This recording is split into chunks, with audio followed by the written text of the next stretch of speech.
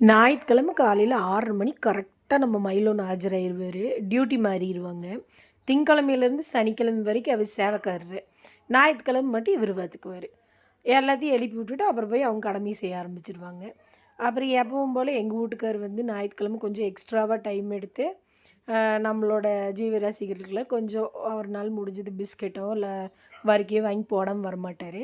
அப்புறம் பார்த்திங்கன்னா அவங்க அந்த கேங்கில் வந்து அந்த பிளாக்காக இருக்கிறாரு பாருங்க, அவர் வந்து இப்போ தான் 3 குட்டியை போட்டிருக்கிறா. 3 குட்டியும் நல்லா கொழுன்னு இருந்துச்சு. என்ன எனக்கு இதை பார்த்துட்டு ரொம்ப மனசு கஷ்டமாகி போச்சு.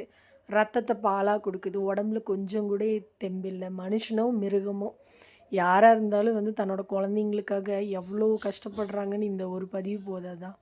அப்புறம் போய் அவருக்கு சாப்பாடு போட்டு இவங்களையும் தூக்கிட்டு வர சொன்னேன். அது வந்து ஏன் எங்கள் அம்மாவை என்கிட்ட இருந்து பிரிச்சேங்கிற மாதிரியே என்னை லுக் விட்டுட்டு இருந்துச்சு. மனசு ரொம்ப கஷ்டமாக இருந்துச்சு. 1000மே இருந்தாலும் அம்மா கூட இருக்கிற மாதிரி இருக்காதுல்ல. அதனால் நம்ம தூரமாக இருந்து அதுங்களுக்கு என்ன வேணுமோ நம்மளால முடிஞ்சது பண்ணிடலாம். நீங்கள் கொண்டு போய் விட்டுட்டு வந்துடுங்க அப்படின்னு சொல்லிட்டு நான் விட்டுட்டு வர சொல்லிட்டேன். அம்மான்னா சும்மா இல்லைல்ல.